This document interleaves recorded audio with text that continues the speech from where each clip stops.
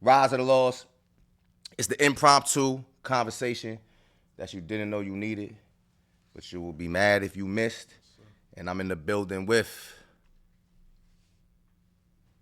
Ron OGZ, Ron OGZ from the back blocks, Ron Jesus Christ, Christ the Redeemer, the monster, the mosh pit.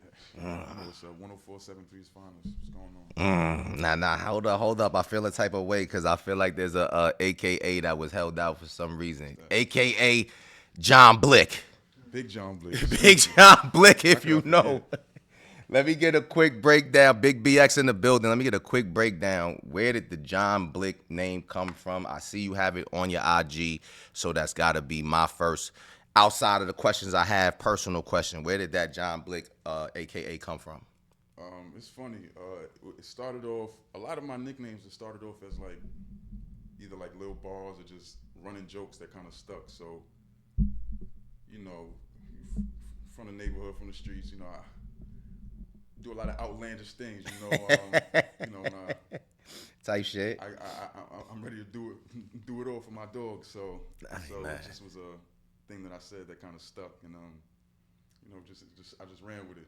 Yeah, I ain't mad. So I know you are a Bronx native. What is the most Bronx thing you have done so far as an artist in your career that people outside of the Bronx would not understand? That's a good question,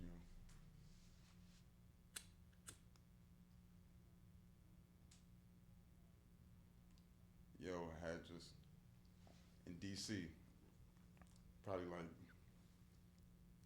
just the influence on bringing the Bronx to a whole nother place and niggas eating chopped cheeses instead of with mumbo sauce. It's just like I feel like that's like what it is. To me. That's what this whole music is about. It's like just bridging the gap, man. Yeah, And I like that was just dope to me. I'm like, yeah, I don't know nothing about the chopped cheese, and we don't know nothing about no mumbo sauce, but like yeah. it slaps. That shit slaps. It's like that was just fire to me. I ain't mad at that. I ain't mad at that. What's one story coming up in the Bronx that you heard that shaped you as an artist? Just just the whole, not to sound cliche or corny, just this is the mecca. Like, I feel like us as black folk, this is the thing of this thing of ours. You feel me? Like this is something that we created. Like since we've been here, and I just feel like seeing where people taking it from where it's come from, the parks 10 minutes down the block from where I grew up. But it's like I take it. I feel like it's a personal kind of responsibility for me to push the envelope even further and take it to new heights and into new plateaus. So it's just like a personal thing to me. It's not just fire beats and it's a cultural thing. It has cultural significance to me. Like this is ours. This is my shit. Like, you feel me? This is my That's shit. real. I got this one is not even on my list, but I asked it last week to the last guest. Do you feel personally like the artists coming out the Bronx are carrying the torch of what Bronx rap was, or do you feel like the artists now have lit their own torch and are paving a brand new way for the Bronx? I think that while the essence of New York rap has kind of strayed away from what it originally was.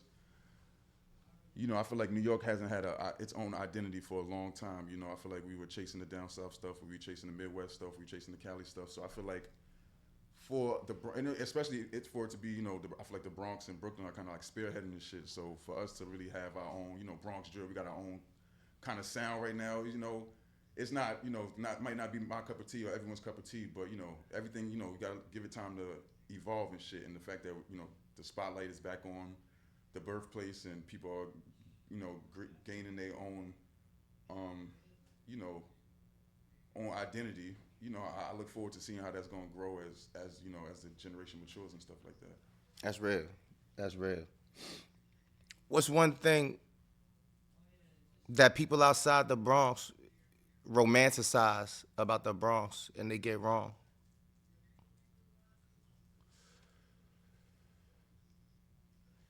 People like appreciate the Bronx because they say it's the last true borough in the city that hasn't been gentrified or hasn't been, this or that. And that's that's true, and that's true, and it's cool. But people, they kind of take gentrification as a one way street. It's not a great thing, but we want better stores. We want better stores in our community. We want more. We want more revenue flowing. Because that shit goes into the streets and the potholes, and niggas wonder why you can't drive in the Bronx without, saying feel like you on a dirt road or whatever's going on. It's like Potholes everywhere. Because you proud that niggas is trapping outside of the Yankee Stadium, like shit like that is not happening at Flushing Meadow. Like it's just, Correct. And that's the it's a double edged sword. It's the thing you love about the Bronx, but it's also a thing that you have to be mindful of. Valid. That's real. Right now, I know there's a lot of. I don't want to perpetuate it and make it seem as if every time I go outside, I see all this crazy whatever. There is some division that people are aware of, and publicly they make it seem like there's more division. To me, it seems like they're trying to perpetuate more division than there is. As a Bronx native, do you feel like the Bronx hip hop scene is more about unity or division right now? I think it depends on what kind of scope you want to look through, because of course you got there's hidden gems everywhere, and it's unfortunate what certain things is promoted and what hits the mainstream waves, but all you gotta do is make the conscious effort. You want to hear some boom bap? There's mad boom bap out here. It's mad true to essence artists out here. It's mad alternative. It's mad Uzi types. It's mad drill. It's just but if you choose to look through the scope that people's handing you, and you don't want to do your own diligence, you're gonna be stuck with it. You're gonna be stuck with what they're trying to feed you. But I think it's mad. I think it's mad diverse. It's just if you decide to go out your way and look for it. That's true. That's true. And you're gonna always find what you're looking for. Period. But to answer your question, I don't think it's as unified as it could be. But I don't think it's so divisive as people like to make it seem. And even through the drill shit, they piggybacking off of each other's fame. Like a lot of young dudes ate. A lot of young dudes, got locked up and other things also. But a lot of young dudes ate, and it generated a lot of money. So it's on us as the older generation to really take them, do what we can. You can't make nobody do nothing, but that's a fact. Show them how to grow and show them, at least do the best you can and not just write them off as knucklehead or YN or, it's easy to do that. It's easy to do that, but that's not really yourself accountable because we was all that age. True, and we blessed if we make it past. A lot of us is blessed to be here. Yeah. All right, so we've been talking about drill, so it's only right I ask. To you, has drill music been a blessing or a curse for the Bronx?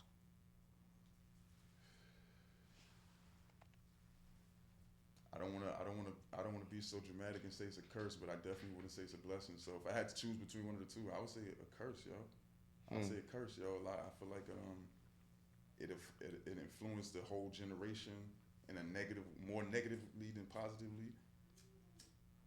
And I think it's a curse, yo. I think we need to, it ran its course. Everything ran its course. The gangster rap had its thing, everything. So we're not just gonna act like it's just exclusive to the New York drill rap or when Chicago came, they influenced everybody and it was nasty.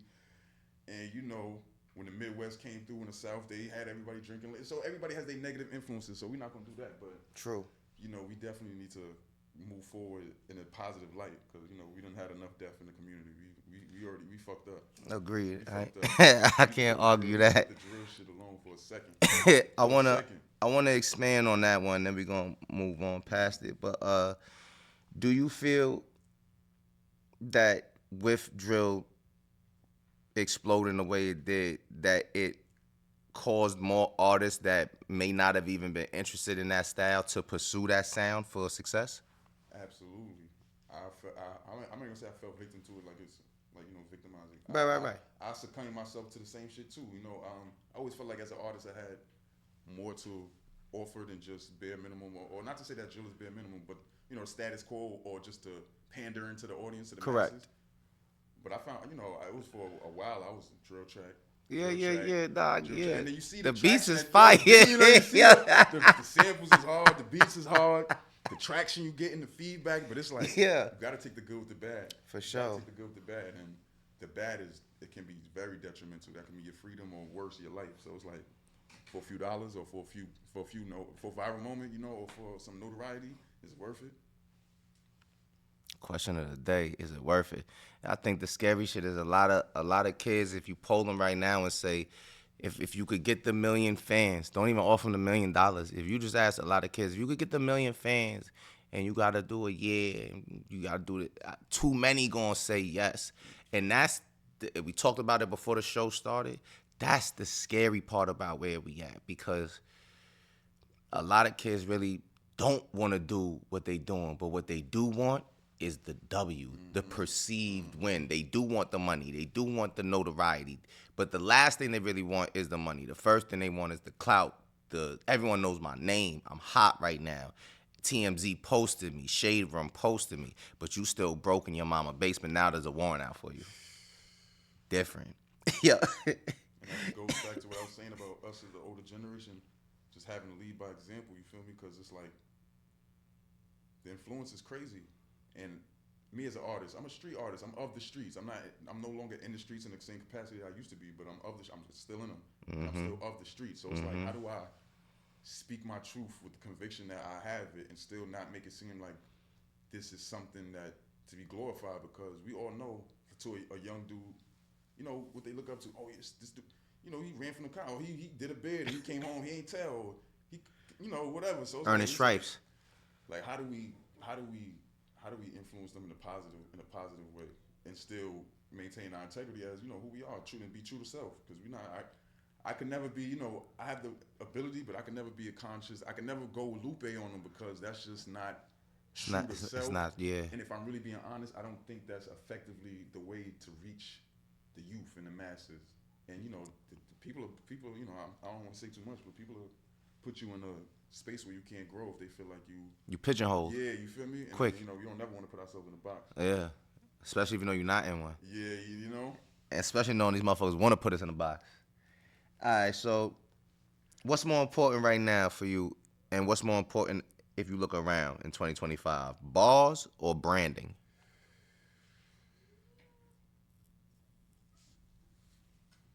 If you ask me, bars is always gonna be, bars is always gonna. I'm a purist in that sense. Bars is always gonna be like, Salute.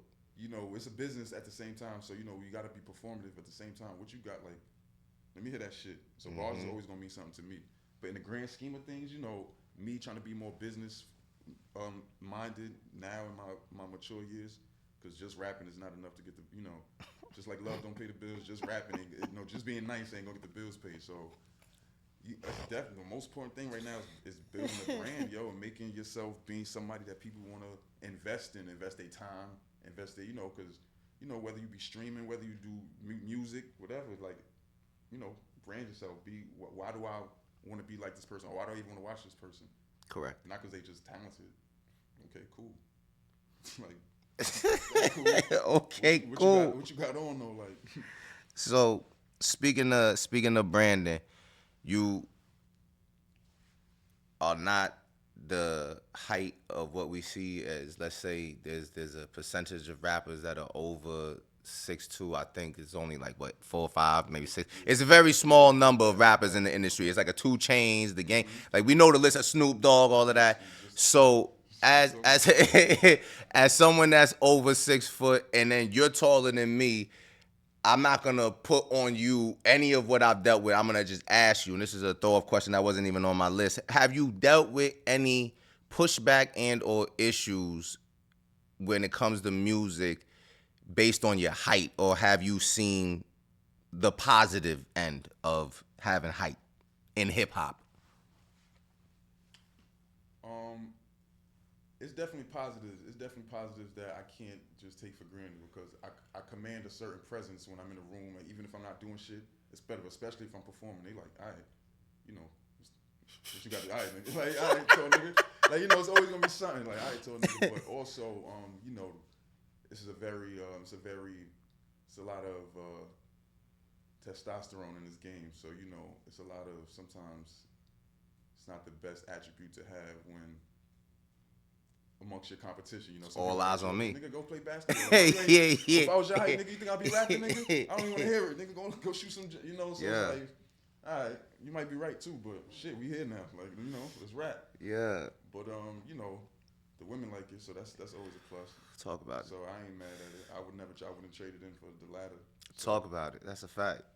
No trade-offs. No trading places here. I do like accolades though. So when I make it, you know, when I get my foot in the mainstream, I will be arguably the tallest rapper out here. Let's go. That's gonna be you know, Little patch badge, that's little gonna be a badge patch of on my- honor. that's gonna be a patch on my Yeah, chest. yeah. I'll wear that. On the flak jacket. I'll wear that. All right, listen. If you could press delete on one current rap trend, what's going first?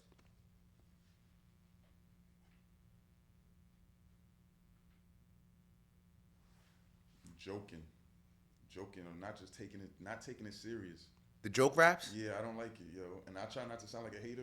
It's like Everybody got a taste. Fuck that. yeah, I Fuck all don't that like it. weird Like, shit, man. This is Everybody got a and, you know, taste. maybe that's also the competitive spirit in me because I'm trying to make it off real music, real. I'm dead ass. I'm dead the fuck ass. Yeah. And you know, not to take away from nobody because branding yourself is a talent in 2025. But Correct. all the joking shit. And I remember, you know, this is not a shade to anybody, but I remember seeing the freshman 10 one day or 1 year, and the nigga was up there dancing. And I, you know, growing up as a rapper, an aspiring rapper, the freshman 10 is something I wanted to be on. Like that kind of sullied the whole shit. I'm like, got niggas up here dancing. Like, what we doing? Like that? Yeah, but like, what we doing? For real? Like, what is we really doing? So like just the goofing off shit. Like, take it seriously. Or Shit. don't do it at all. Like, I'm if not you rapping, mad. rapping. If you singing, sing, but don't. Let's not get the lines blurred. Yeah, 'Cause yeah, this is yeah, this yeah, and yeah. that is that. Yeah. And niggas get that shit fucked up sometimes. A All lot the of times. all the jokey shit. All right, so Yeah. here's another one that's tied to that. Who's an overrated artist that, in your opinion, you don't understand how or why they actually made it the way they made it? If any, maybe there's none. Maybe you look at it all like they all deserve the spot. I'm gonna be 100% honest with two people, and I had to grow up and realize that maybe it was me. It was definitely me, you know. When they first came out, Lil Uzi and Young Thug, I didn't get it. I didn't get it, and people was beating. I was on me. the same plane. I was on the People same. was I was on the beating me same in car. I was in the head. same People car. I was beating in. me in the head, yo. Like, nah, you gotta. I just couldn't Oh, figure it out. shit. You know, that was the purest in me. That was just a. Yeah. You know, I had to expand my palette in that sense to realize that music sometimes doesn't have to be what you want it to be in order for it to be great. Correct. And you know, so. Correct. But yeah, I couldn't figure it out. But you know, this shit is art. Yeah. And it's subjective. It's subjective. It's subjective. So to each their own. For sure. I'm a critic. I'm a critic like a I motherfucker. try not to talk too loud because I'm a critic. I judge like motherfucker. Yeah, I'm a Fuck critic, that. and I own it. I'm a critic. Yeah, I judge like motherfucker, critic, and I can't walk. I done said certain shit in songs and put the songs out, shot videos and all, so I can't walk back most of the shit. So I stand on yeah. fucking. It is what like, and that's where I'm at. With I be like, damn, so I ain't gonna take the video down. So you know what? Facts. Let me just ask everybody else see where they at with it. What's one of the biggest lies that you've heard about making it in hip hop, and how has reality checked you?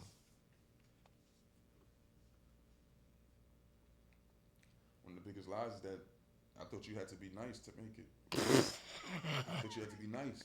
I spent too much of my life worried about trying to be nice and not worrying about how to market and brand and promote and do the shit that really gets you on. You feel me? That was the biggest cap ever, that you had to be nice, that you had to have your shit together. Especially as a New York artist, I thought that it was I always felt like, and I don't know if this is me or if this is how it used to be, I always felt like it was a certain standard that niggas set on New York rappers where you couldn't come out here on some riff-raff shit. Like, you had to be on some dead-ass shit. And I had to wake up the fuck. Like, I still catch myself overthinking this shit sometimes. And I'd be like, yo, niggas will take this shit how it is, because how it is good. And granted, you want to be great, but that's not, like, let's get this money. Let's Yeah. get this money. You got the great shit out. You got great shit. Everything don't have to be great. Everything don't got to be, like, get the shit out. It's good. It's fire. Fuck good. It's fire. Yeah. Let niggas, fuck that. Fuck that. You don't gotta be Nas. It's quiet. Just be you and get the money. That's the. Be you and get the money, yo. Yo, Jim Jones would like that line. You don't gotta be Nas. You don't gotta be Nas, nigga. Get the money. Get the money, yo. Shout outs to Nas though, cause Nas did get to the money, but the Yo. big money he got, let's be clear, was like the casino deal. Like that's what it's business acumen. Like he's grown into the Jay-Z-esque territory and all of that. So he's still hip hop royalty legend and all of that. But it's I don't know if y'all did you see the conversation between Jim and Favi? No. So Jim and Favi just sat down, and Fabio was basically saying that he couldn't really quote any Nas, but obviously he could quote Jimmy. And then Jim said, but the difference is that I can quote Nas because Nas was my generation. So I know me personally, I can quote both. So I can't really, but I will say as a writer and lyricist and thinker, Nas is way more influential. And as someone from New York, as someone that knows about the Dipset, the MOB, the members of Berg, that know the whole stuff, I was out. Ground Zero. Yeah, I mean, personally, I'd talk about Stack and Max before I talk about Jim.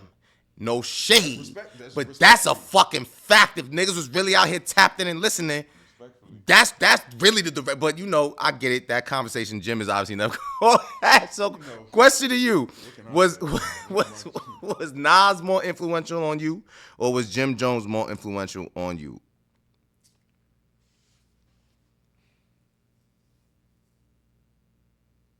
This is not a slight to Jimmy because I respect the Dipset movement, even though I wasn't in love with it. I kind of missed it, but I'm aware of the impact that it had on my peers, my elders, they figured it. I would say, for personally, I'm a Hov fan, so out of this two, I'm gonna give it to Nas because he is one of them. He's one of respectfully. The elite. He's one of them. Yeah. He's one of his pen been working for a long time. So as a nigga that was aspiring to be one of them, I was not, respectfully, I wasn't aspiring to be Jim. And respectfully, I love Max and I love Stack. I wasn't aspiring to be Max either, and I love that nigga with my whole heart. Facts. I was aspiring to be more along the lines of Nas, and I'm not a huge Nas fan at all. Yeah. So I would have to be more the school of Nas than I would of Jim Jones. Yeah. But that's not a slight to Jim because Yeah. his influence is crazy. I feel like arguably Jim might have influenced more New York niggas than Nas. 100. And that is the conversation. Yes. Yeah. And real is real. Yeah. Real is real, yo. Look around. This is true. This is true. I heard old heads riding through with the Nas. I heard a lot of niggas. I heard old heads, young niggas. I heard a lot of niggas fucking with Jimmy and them, yo. That's real. Shout out to Jim, what he doing right now. I think he got his own show he just started. He always got something going on. He always got something going on. Yeah, he in the mix. He stay mixy. Legends in their own rights for different things. Mo, you got longevity in this shit. You a goat. You got it. Yeah. Yeah. He transcended, yo. He definitely on his A game. You know what I feel? I feel like right now he pivoting the way he's supposed to because he sees what his contemporaries are doing, and it's like, let me put my foot in the race in certain arenas just because I can, because it's like, what the fuck? Why wouldn't you? And that's where the money's at. Really that's where the money's at. Get to it. Don't be a fool.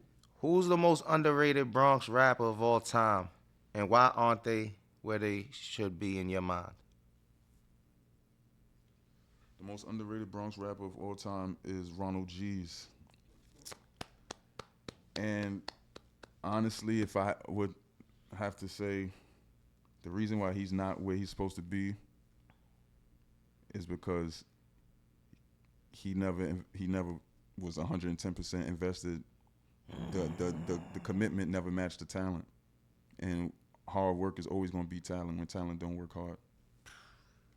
That's an old story. It's a new day and age. 2025.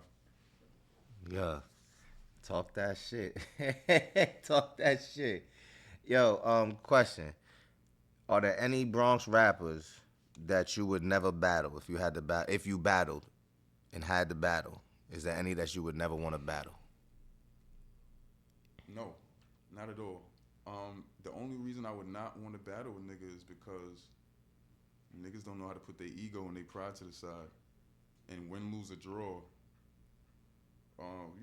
it's a competitive sport. I don't want nobody to die behind this shit. Me or anybody else. Yeah. And sometimes it end like that. So that would be the only reason I didn't want to battle niggas. But besides that, nah, I don't think that nobody. Honestly, I feel like I could wrap circles around the majority of niggas that's rapping in my immediate vicinity. And but that's neither here nor there. Nah, I don't. Talk that shit. But I'm not really a battle rapper. I like my stance on the art is, more behind nice music and cadence and shit like that. I don't want to hurt nobody's feelings. I don't want nobody to hurt my feelings. Do you still feel like the Bronx is the heartbeat of hip hop? And if not, or if so, why? No, not anymore.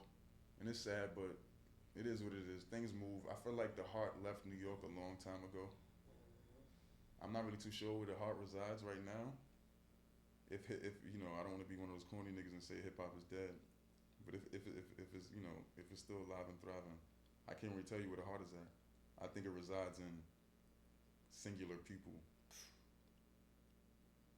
I think it resides in singular people across. It's been divvied out. It's not native to any one place anymore. I feel like Atlanta had it for a long time, Yeah. but they kind of strayed away. They got the rap. If you talking about the rap game and you talking about hip hop, it's a totally different conversation. But as far as the Facts. heart, Hip hop, yeah. I can tell you, yo. Yeah. I can tell you, it's alive in a lot of us. It is scattered. Almost on some what the fuck that shit was called? Almost on some Captain Planet type shit. Everybody gotta get their little shit shoot. And when niggas sturdy up and get together, it's gonna create a beautiful thing. But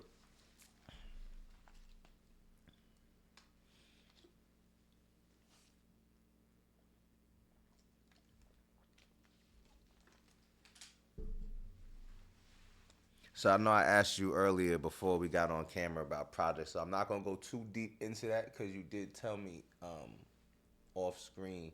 Is there anything that's already out that you may want people to tap in with that would give them an idea of who you are? Like if there was one video or one song, and you was like, if y'all gonna find out who Ron OGZ is off rip, start here and then go down the rabbit hole. What would it be? yo, that's a good question, yo. This is tough because I have conversations like this with my peers, and they tell me I don't give enough credit to my the older stuff in my catalog, but I'm always thinking ahead. I always look at my last shit as my best shit, and I feel like as I evolved as a man, also as an artist, it's hard for me to look back too far. But if I had one particular song where I feel like I wanted you to, it's a song called "Not Guilty." It's off my last project. Thanks for Nothing is the name of the project. The name of the song is called "Not Guilty," and it's no hook. It's just me rapping through, slow, just really kind of like a conversation with myself, and it's very introspective. And I feel like that's a good place. That was a great place to start. And then from there on, I'm a very transparent person, especially in my music. So what you see is what you get. I would just have somebody listen to it in a certain order. I don't want you to get the wrong idea.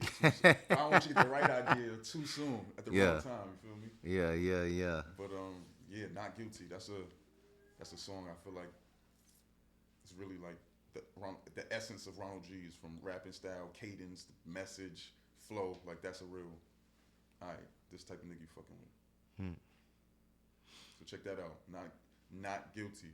Not Guilty. That's out on all platforms. All platforms: YouTube, Tidal, Apple Music, Spotify, Pandora, Copy. LimeWire. He said LimeWire. You brought it back. That means it's on BearShare and Napster too. Yeah. That means it's on BearShare and Napster too. Let's get it every way possible. So as far as the rest of the year, are you in writing mode? Are you in creator mode? What's your, as an artist, what because I know we ebb and flow. As an artist myself, that's why when people ask what I'm doing, I just kind of be like, I'm in this mode, because it's hard to give a definitive answer when you might not have landed your plane quite yet. And again, we talked off screen, so I'll ask that question so that you can let the audience know where you at. Yeah, yo. I took, I've never really been a person that dropped all the time, consistently. So it's been a while, but I feel this is the most confident space I've been musically. I bumped into a block for a long time, and it kind of hindered my ability to create. You feel me? And I feel blessed to be in the space I am now, where I feel like I have other people that can take care of other things, and I can just focus on working, whether that's working at my 9 to 5 or working on this music or working on being a better. I can just work and not have to worry about certain things. So I feel blessed. Definitely writing. Have a lot of huge moves on the horizons. Yeah. Videos, of course, visuals. I feel like that's the number one thing I've always lacked in my career. I've never had visuals to match the quality of songs that I had, and I feel like we in that era where niggas just don't want to hear you. They want to see you. You feel me? Got to see it. Yeah. Definitely visuals is where I'm leaning towards moving forward. A lot of visuals. A lot of new tunes, singles. No bodies of work on the way yet, but when the weather get cold, that's my season. That's when niggas gotta lock in and hit that new. Yeah, so. yeah. I like that. So, can they look forward to you probably end of the year, top of the new year, or just tell them stay tuned, keep their eyes and ears open? Absolutely, we're gonna have at least a few new singles, but before the end of the summer, before the weather get cold, and then probably. And then we gonna work off that, because I personally feel really good about these tracks. Yeah. And I feel like I'm being very intentional with these next few joints. And I feel like I wanna let these marinate and see, and then plan my next moves accordingly, because I feel like it's gonna shake up. It's gonna shake up it's gonna shake up the streets. So I'm excited. I'm excited moving forward. That's valid. What social media platforms can they find you at? Where should they find you? How should they find you? What's your handle online? Ron OGZ, at Ron _ OGZ, John Blick. That's the main page. That's where you can find me goofing off at. Either or. I'm there. Universal. Anywhere you search Ron OGZ, that's where you're gonna find the tunes. YouTube, that's RON space OGZ. Yeah. No correlation. Yeah. But yeah. New music on the way, new content on the way. You got Ron OGZ here first on the couch. This is the Rise of the Lost. We doing the work so the work gets done. Now, I appreciate you, man. It was an honor. It was a pleasure. The network is growing. Oh, last question. Yes. I just had Izzy on the episode before you, so it's only right that you are the follow-up episode. How did that collab come about with Izzy? And what y'all got brewing, if anything? Yo, Izzy is a dope artist. And honestly, I have to take accountability that we don't have more music out, that we hadn't worked on music sooner, because I look at Izzy as a real spitter, and I feel like it's not a lot of us. It's not a lot of us. You feel me? And I feel like you, I didn't know until I tapped into your The KYD Works page? Yeah. I was like, all right, bet. So I was like, real spitters. I feel like Yeah. it's a tight knit. We got to keep a tight knit circle, Yeah. keep this shit going. So Build the network up. Izzy is dope. We put that together through a mutual. We always knew each other. We always salute each other's music, but we just made it happen, and it was dope. I went to his block. They showed a lot of love. Izzy's a good guy, yo. And we don't have anything in the works right now, but that can change overnight. You feel We me? gonna make that happen. And Y'all, it will. y'all hearing this here first on the Rise of the Lost, that we gonna make that happen by any means necessary. We gonna make. If I gotta build the ship like Noah, make sure who built the ship, was it Noah? Noah had the ship, I believe Nick. so. Who was it, him? Then we gonna build a fucking ark in this bitch, and we gonna get it done. Cause if we do know who the spitters are, then like Voltron, let me make it my mission to see if I can tap in with all of them. So if you got this shit going, this is the place that you gonna find it. Come through and show it. Rise of the Lost, Ron OGZ in the building. Thank you again. I appreciate you. Do the work so the work get done. Peace.